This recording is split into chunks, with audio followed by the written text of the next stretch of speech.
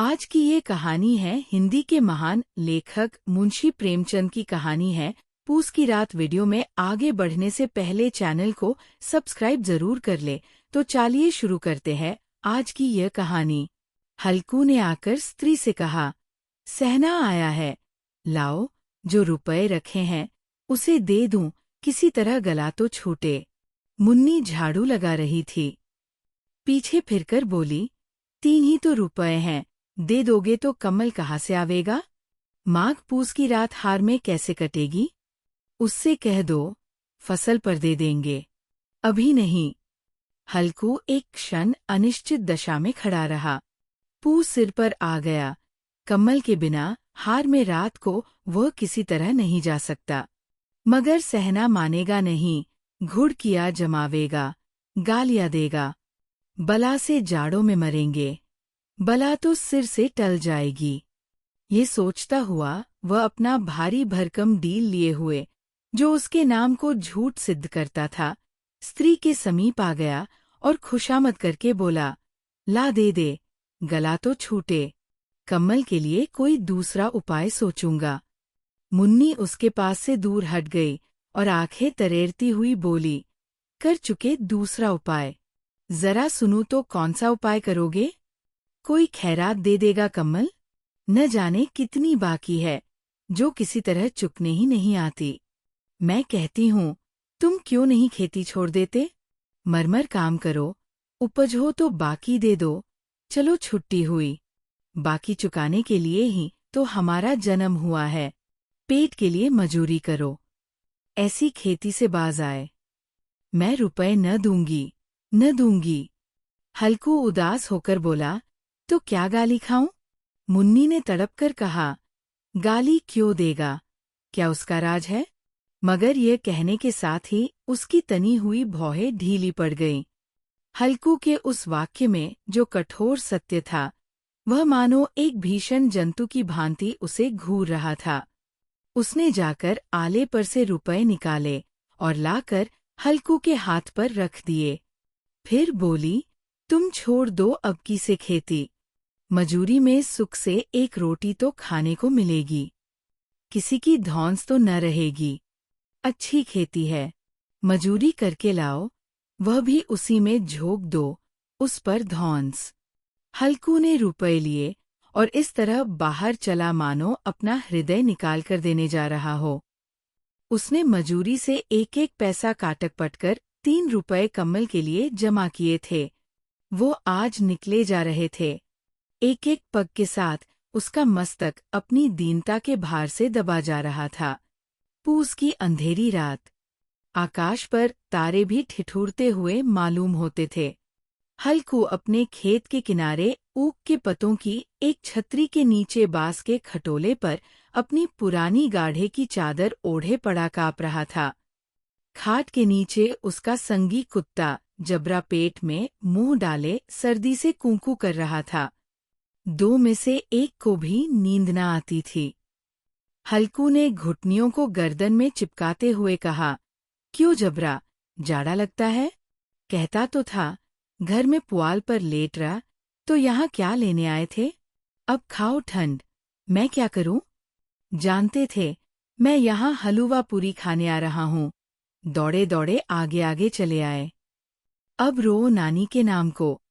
जबरा ने पड़े पड़े दुम हिलाई और अपनी कूंकू को दीर्घ बनाता हुआ एक बार जम्हाई लेकर चुप हो गया। उसकी श्वान बुद्धि ने शायद ताड़ लिया, स्वामी को मेरी कूंकू से नींद नहीं आ रही है। हल्कू ने हाथ निकालकर जबरा की ठंडी पीठ सहलाते हुए कहा, कल से मत आना मेरे साथ, नहीं तो ठंडे हो जाओगे। ये रांड पछुआ न जाने कहाँ से बर्फ लिए आ रही है। उठूं, फिर एक चिलम भरूं, किसी तरह रात तो कटे। 8 चिलम तो पी चुका। ये खेती का मजा है। और एक एक भगवान ऐसे पड़े हैं, जिनके पास जाड़ा जाए तो गर्मी से घबरा कर भागे।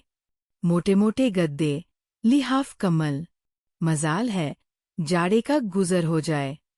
तकदीर की खूबी, मजूरी हम करें, मजा दूसरे लूटें। हल्कू उठा, गड्ढे में से जरा सी आग निकालकर चिलम भरी। जबरा भी उठ बैठा। हल्कू ने चिलम पीते हुए कहा, पिएगा चिलम?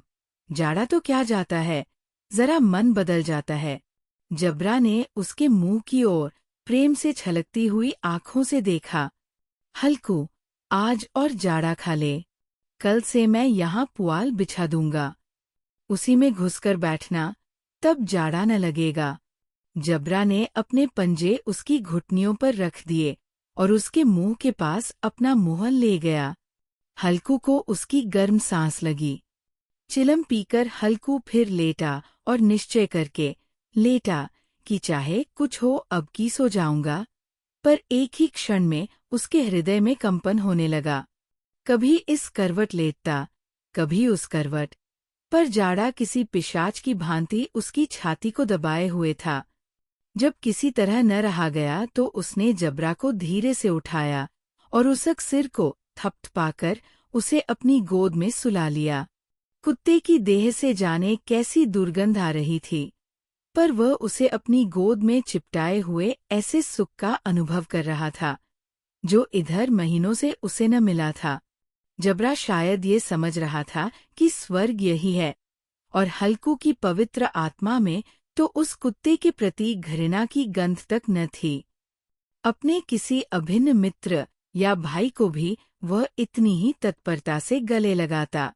वह अपनी दीनता से आहत न था, जिसने आज उसे इस दशा को पहुंचा दिया। नहीं, इस अनोखी मैत्री ने जैसे उसकी आत्मा के सब द्वार खोल दिए थे और उनका एक एक अणु प्रकाश से चमक रहा था। सहसा जबरा ने किसी जानवर की आहट पाई। इस विशेष आत्मीयता ने उसमें एक नई स्फूर्ति पैदा कर दी थी, जो हवा के ठंडे झोंकों को तुच्छ समझती थी। वह झपटकर उठा और छपरी से बाहर आकर भूखने लगा। हल्कू ने उसे कई बार चुमकार कर बुलाया, पर वह उसके पास न आया। हार में चारों तरफ दौड़ दौड़कर भूखता रहा। एक क्षण के लिए आ भी जाता तो तुरंत ही फिर दौड़ता। कर्तव्य उसके हृदय में अरमान की भांति ही उछल रहा था। 1 घंटा और गुजर गया। रात ने शीत को हवा से धधकाना शुरू किया। हल्कू उठ बैठा और दोनों घुटनों को छाती से मिलाकर सिर को उसमें छिपा लिया। फिर भी ठंड कम न हुई। ऐसा जान पड़ता था सारा रक्त जम गया है, धमनियों में रक्त की जगह हिम बह रहा है। उसने झुककर आकाश की ओर देखा। अभी कितनी रात बाकी है। सप्तर्षि अभी आकाश में आधे भी नहीं चढ़े। ऊपर आ जाएंगे तब कहीं सबेरा होगा। अभी पहर से ऊपर रात है। हल्कू के खेत से कोई एक गोली के टप्पे पर आमों का एक बाग था। पतझड़ शुरू हो गई थी। बाग में पत्तियों को ढेर लगा हुआ था।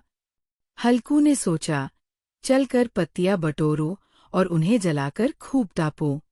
रात को कोई मुझे पत्तियां बटोरते देख तो समझे कोई भूत है।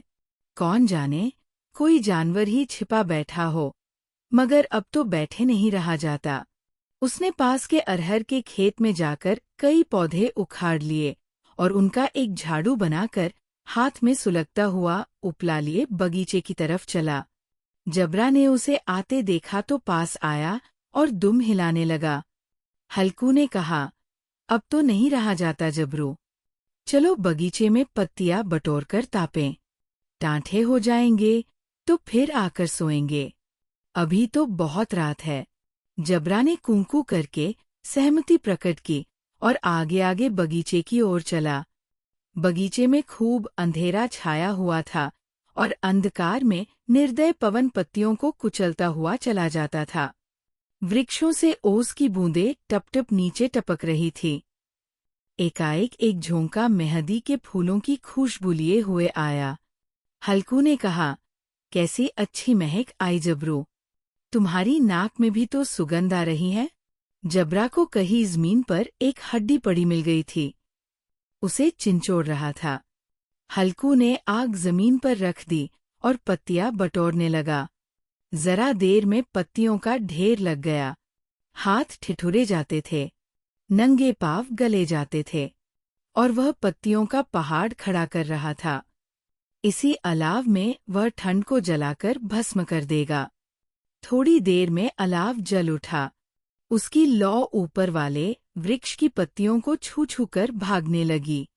उस अस्थिर प्रकाश में बगीचे के विशाल वृक्ष ऐसे मालूम होते थे, मानो उस अथाह अंधकार को अपने सिरों पर संभाले हुए हों।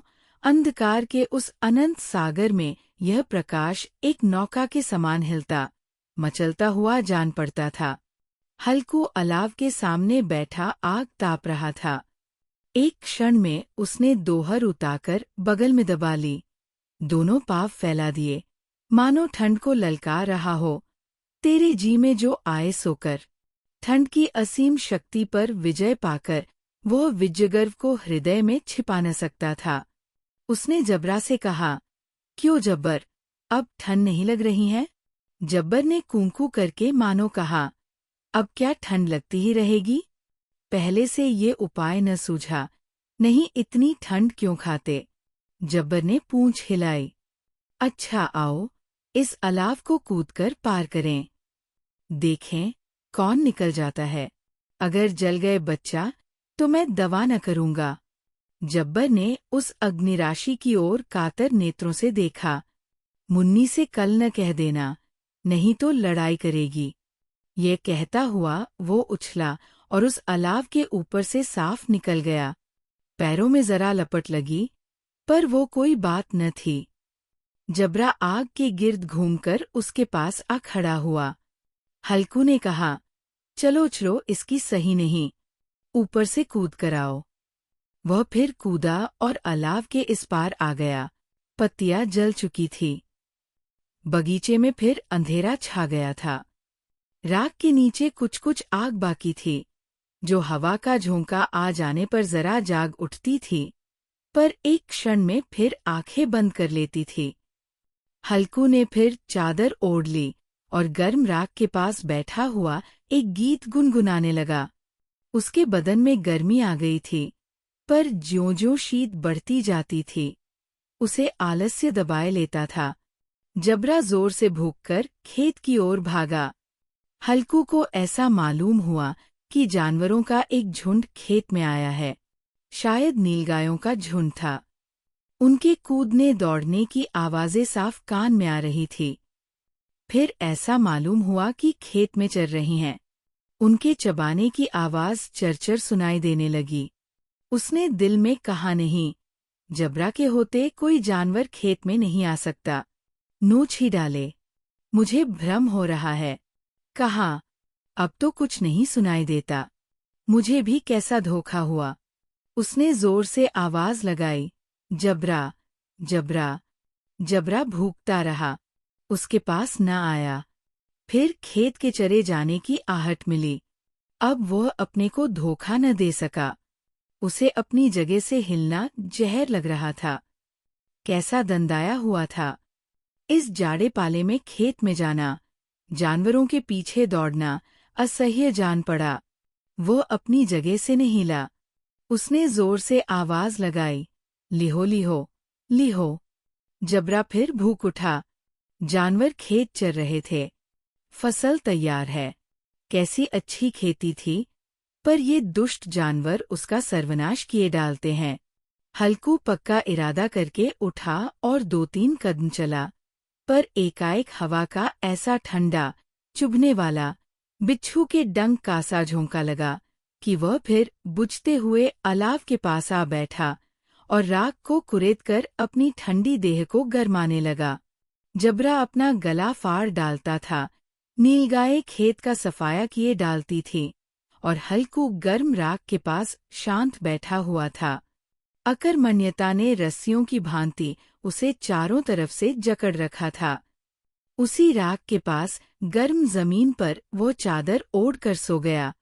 सबेरे जब उसकी नींद खुली, तब चारों तरफ धूप फैल गई थी और मुन्नी कह रही थी, क्या आज सोते ही रहोगे?